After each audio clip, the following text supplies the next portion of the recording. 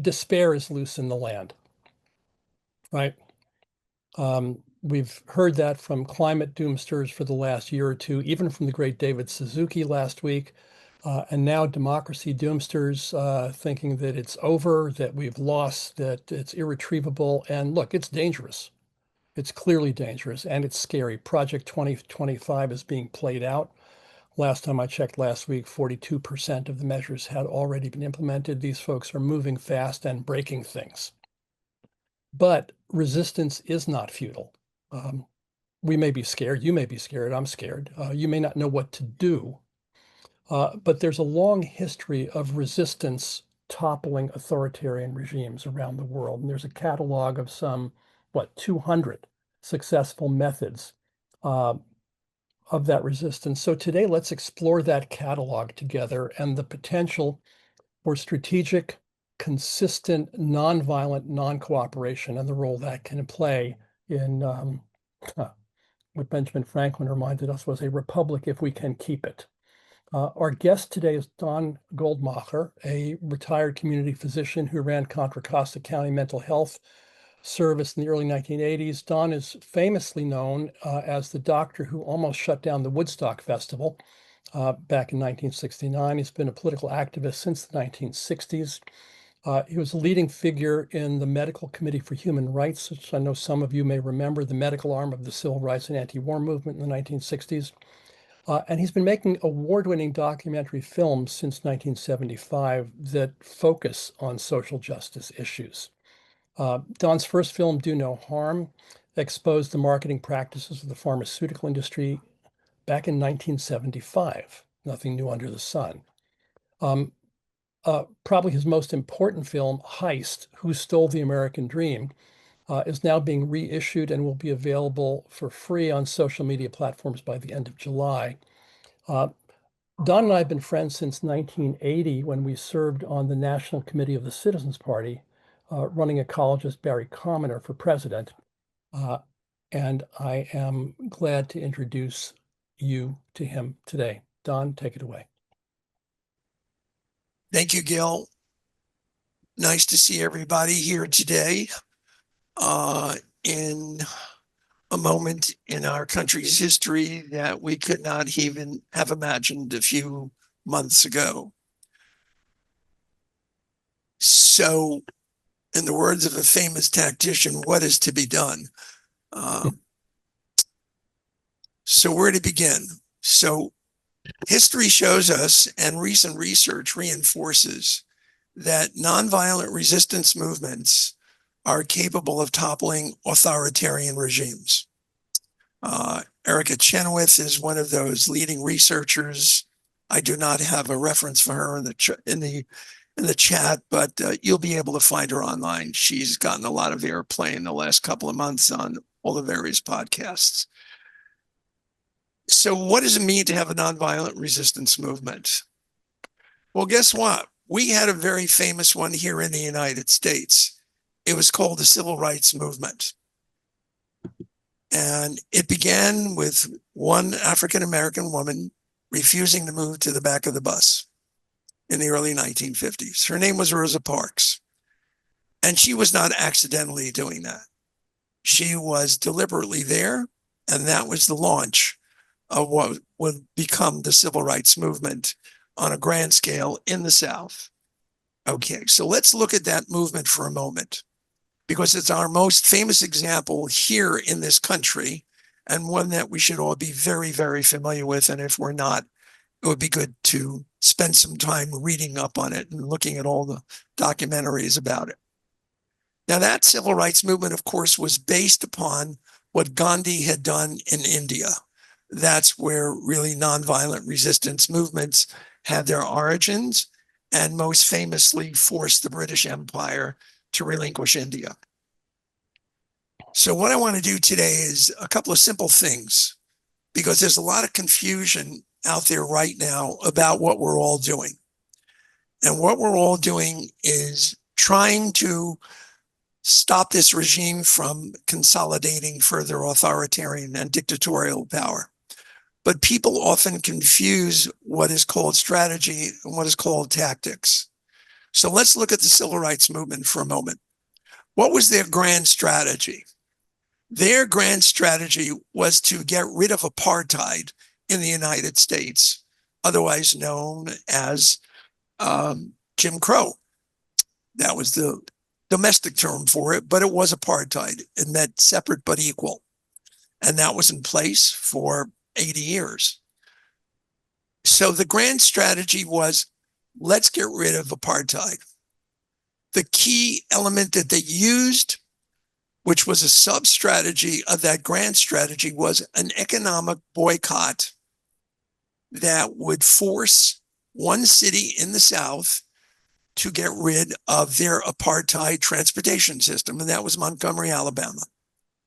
So a sustained economic boycott for almost 18 months by the entire Black community of Birmingham, Alabama, forced the city of Birmingham to say, okay, we give up. So that was a huge win for the civil rights movement. One of the other key strategies was non-cooperation. What does non-cooperation mean? It means you are not going to cooperate with the regime in whatever ways you can figure out to not cooperate. So what did they do? In addition to this bus boycott, throughout the South, you had sit-ins. Now that was new. What did that mean? It meant that young people went into Woolworth stores throughout the South and just sat at the counter demanding service and refused to leave. And we know it happened because we all saw the pictures. We all saw the video, the film footage on the news. That was, again, an essential element. That was a sub-strategy of the grand strategy of getting rid of apartheid. And the key theme there is called non-cooperation. Okay? So all of these elements are described in great detail in a book that I did not put in the chat yet, but Gil will show it in the slides in a few minutes. It's called From Dictatorship to Democracy. Now, when Donald Trump was elected in 2016, a small group of friends and family said, oh my God, what are we going to do? So we started to meet, we started to talk, and we somehow stumbled on this book. And we read this book in great detail because this is the manual for nonviolent resistance movements around the world. It was written in the early 1990s by Gene Sharp. It is available for free as a PDF. It's also available as a book, which you can buy, but not on Amazon, hopefully, because that's part of our strategy of non-cooperation. We will not subscribe to anything on Amazon. So the book describes in great detail how you put together a nonviolent resistance movement in an already existing authoritarian regime with the goal of toppling that regime. And it spells out all of the elements I just described here, but a great deal more. So I commend that to you very heartily. Okay. So let's take a few minutes and look at our current situation of our movement here in the United States. I'm sure everybody on this call has already been to one or more protest rallies, and that's good. So what's a protest rally? It is one of 200 tactics that you can employ to challenge an authoritarian regime. But it is a tactic. It is not a strategy. Okay, and we'll go into that in a moment when we get to the slides that Gil has up. So let's look at what we have. We have to acknowledge that we do not have a united front at the current moment that is effectively resisting the regime. We have a number of individual movements. One of them, led by Reverend Barber, which is a continuation of the movement led by Dr. Martin Luther King of the Poor People's Campaign. We have Indivisible that has been responsible for several nationwide mass demonstrations. We have an upcoming demonstration tomorrow led by yet another group, mainly Black-led. We have a democratic socialist group in New York City who just demonstrated the capacity to win an electoral victory. And the electoral arena is one sub-strategy. We have various groups focusing on the midterm elections next year. We have groups like the ACLU and others who are fighting in the courts to stave off the authoritarian overreach. So when you look at all of these organizations and all of these actions, what we see is we don't have a grand strategy, and we do not yet have what I would call a united front, which is a term back from the 1930s. More currently, we do not have a unified liberation movement that will free us of this authoritarian takeover that is, accelerating by the day. So that's the task of putting together such an organizational framework, which is going to take time because honestly, today is July 16th. This crew has been in office since January 20th. And only a handful of people really foresaw that this was going to happen and the pace at which it is taking place. So the term that I refer to as we look at what's happening and the rapidity with which it is happening is this is a blitzkrieg.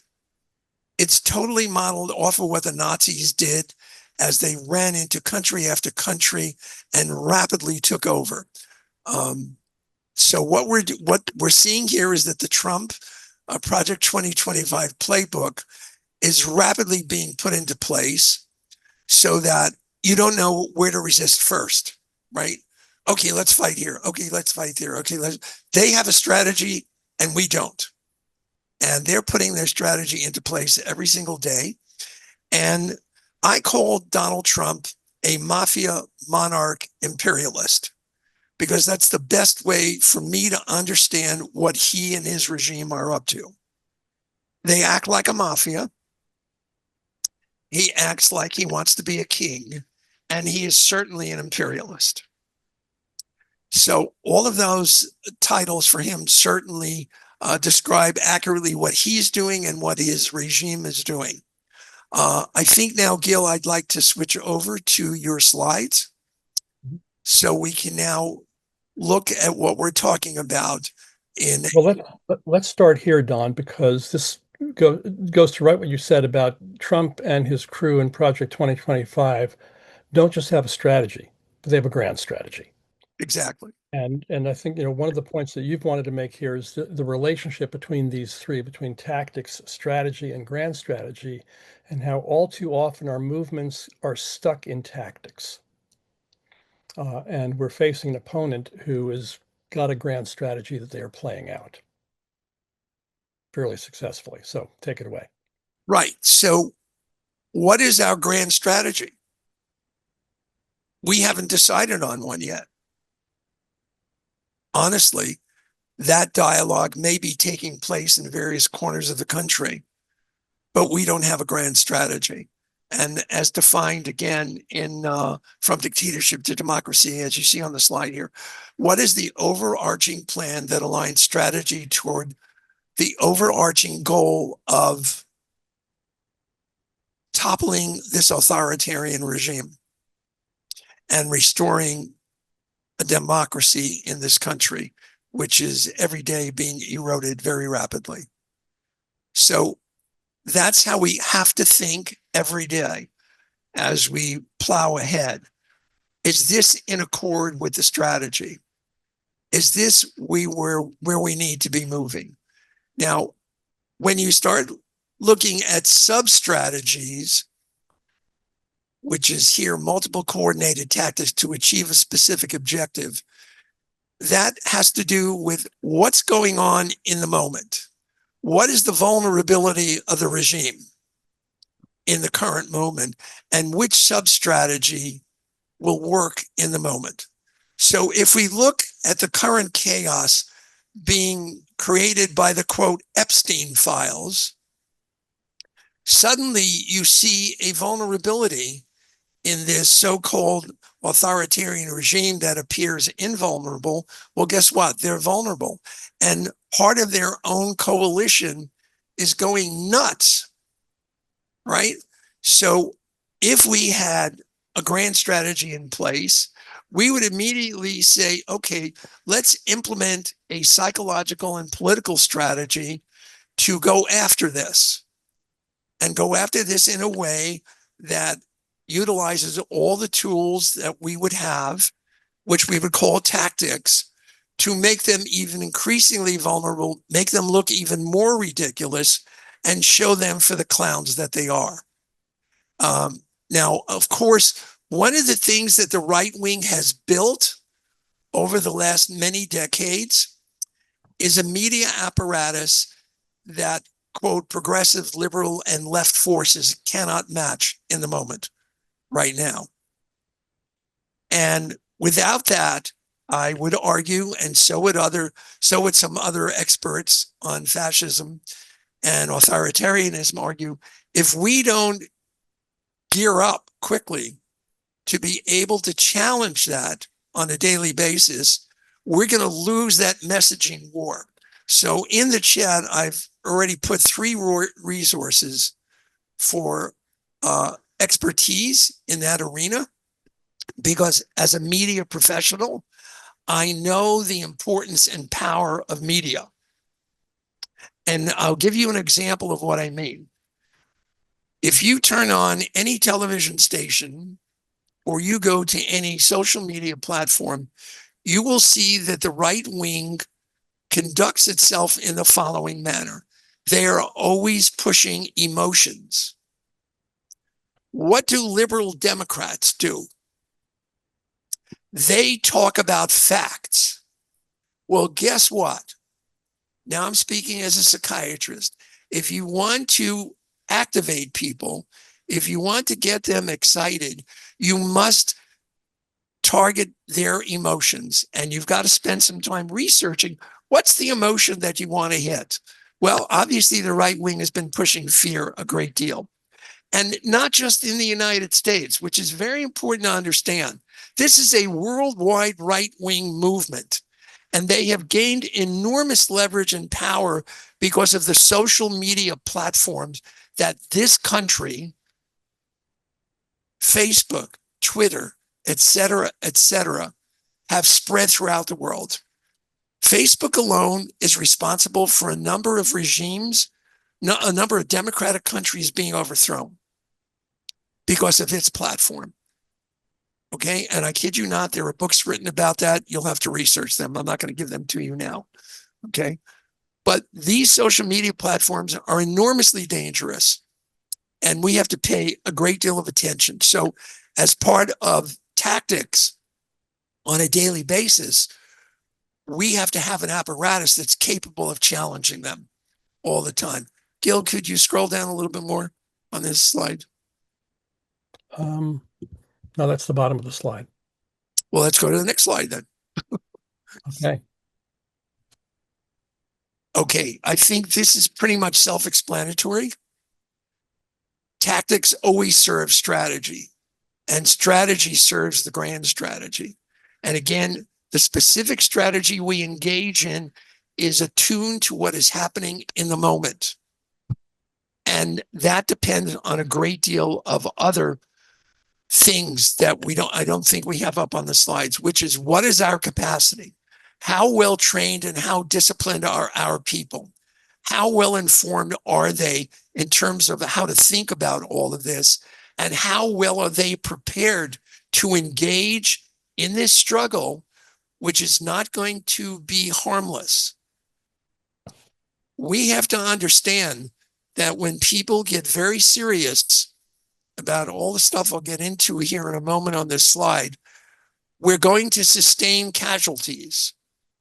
And people have to understand going in, just like they did in the civil rights movement in this country, that this would not be a walk in the park. This would not be turning on and turning off your television. Or as Gil Scott Heron famously said, the revolution will not be televised.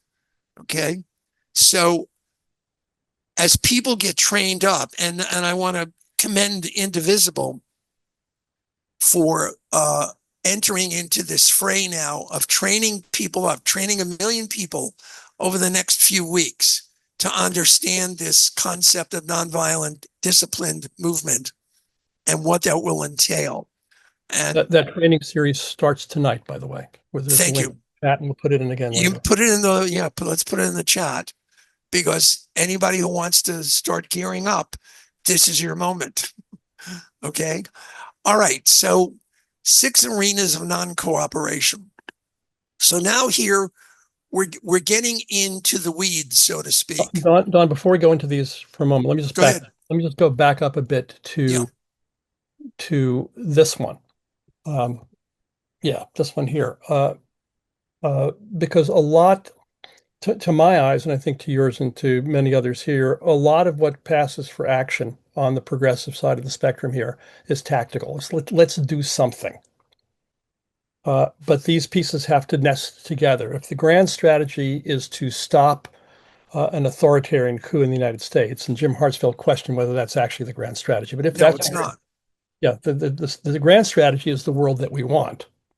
An immediate need is to stop this authoritarian coup that's reversing 70 years of social progress. Well, it's to restore democracy in all the ways that we understand it and have understood it. Or restore democracy, some might say. The strategies are, direct action in the streets, legal action in the courts, electoral action to take back House and Congress, to take back the courts, etc. And the tactics are the specific pieces within that. Always being aware of how these things nest together makes for something much more powerful than just tactics, and certainly more than performative tactics. Expression of rage may be an important part of the puzzle, but it's not a strategy. So with that, let's come back to the list. Well, let's just stay with the last sentence that you said, because that's critical to understanding that, look, we've been out on the streets a number of times now. I myself have organized a group of older people in the building that I live in, and they've loved doing it. And people who have never marched before or demonstrated before are now out on the streets. The rage and the anger is very high on the part of our side at a level that I've never seen before. Now, that's all a good thing, because now people are emotionally engaged because they realize that the stakes are very high. But again, those are tactics. They are not a strategy. So let's look at one thing that is approaching a strategy, a sub-strategy, not a grand strategy. It's an economic boycott. And everybody knows what I'm talking about, right? It's called Take Down Tesla. So every week across the country, tens of thousands of people are in front of Tesla showrooms. Why are they doing that? I don't need to explain that. We all know why. But it is an economic boycott. It's saying we're going to destroy this brand, which I think has already been destroyed by Musk's behavior and our reaction to that. And it was a very quick way to implement a strategy without a grand strategy, because everybody was doing their own thing, which is so US. We're all doing our own thing, going back to the 60s, right?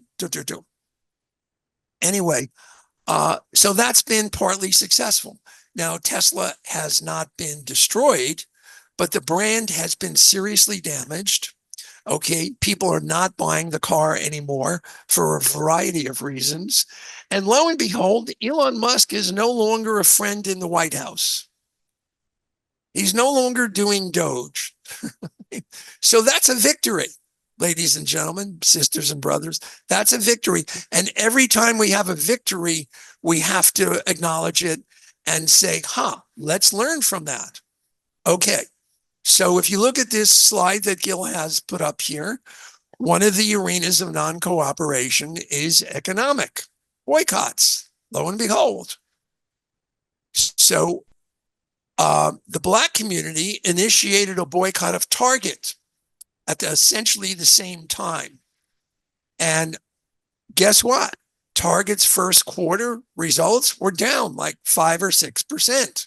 They did not want to say out loud what had happened there. But when they decided they were no longer going to do DEI, members of the Black community leadership said, okay, well, we're going to tell Black people not to shop there anymore. That's an important, this strategic approach to economic boycotts is so terribly important. I wish I could say that I could put up tomorrow, hey, people, don't go to JP Morgan Chase for your banking. Don't go to Wells Fargo. Don't go to Bank of America.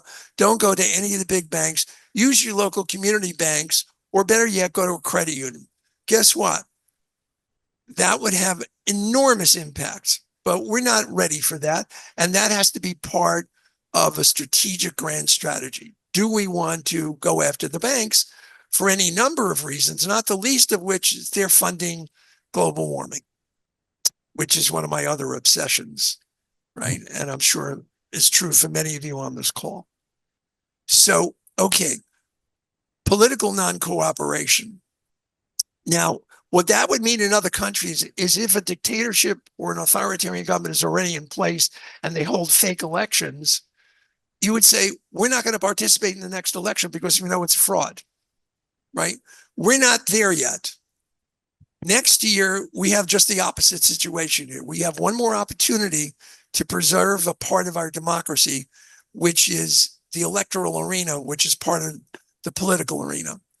And I would argue that we must do everything we can to secure elections across the country so that we at least are capable of taking back the House. Because if we don't do that, we're toast. Okay, so that is part of a grand strategy that we don't have yet. But again, understand. Don, if I could step in here. Yeah. So I want to move us into discussion with the larger group here. We can do it at any point. Yeah, you've said a couple of times, we're not ready for that yet. So talk a little bit about what it takes for us to become ready for more sophisticated, more strategic, more coordinated action. What's the pathway from here to there? Okay. Number one, I'm going to say I'm not the expert. Okay. Because I've never done it. I've never been in that situation, honestly. Okay. But I have read and studied. Okay. So one of the great pieces, one of the great arenas for us to look at is Latin America. Latin American countries have gone through these cycles of dictatorships and then popular movements, dictatorships, then popular movements. And I think they're a great way for us to learn about what it means to build a popular movement that's unified and then is determined to take power, okay, to restore democracy and take power and put forward a people's agenda. Let me ask the question in a different way then. And I mean, maybe some other people have some thoughts about how we get there, but how would you recognize that we had that? Well, you'd have to see that. No, yeah, I'll address that. Yeah. You would have to see that various corners of our population, whether they be political movements, nonprofit organizations, institutions, churches, etc., are prepared to sit down and have these conversations and say, what are we agreed about? And what are we prepared to do to make sure that this country becomes a democracy again? And part of that planning and discussion has to be, well, if we're successful, what does that look like? What does this country look like after going through this nightmare and then retrieving democracy? And again, that's a conversation that has to happen across a broad front of people. And right now, you don't have that. For example, we are not only fighting an authoritarian government, but we are seeing within the, quote, opposition party, they're fighting each other. Okay, so it means that we are now dealing on two fronts. we're fighting an authoritarian government and we're having to deal with an opposition party that's not playing the role. It's not truly an opposition party as we have seen in other countries. That's a problem. So that's an example of what would need to happen, is to say, hey, you know what? Who's the enemy here? Who do we have to topple in order to begin to even say, okay, we have differences, but here's what we agree about. So all of that has to come together. Like, what do you agreed upon? And what are you prepared to do to be part of that?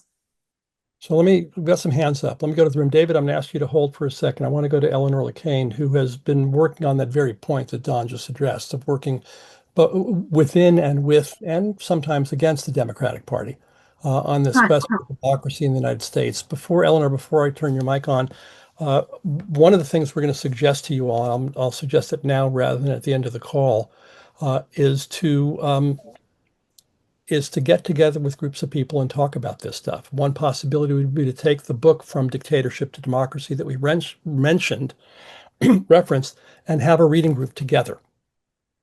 Read the book together, go through these 198 tactics, think about what works where you are. No, go through the strategy first.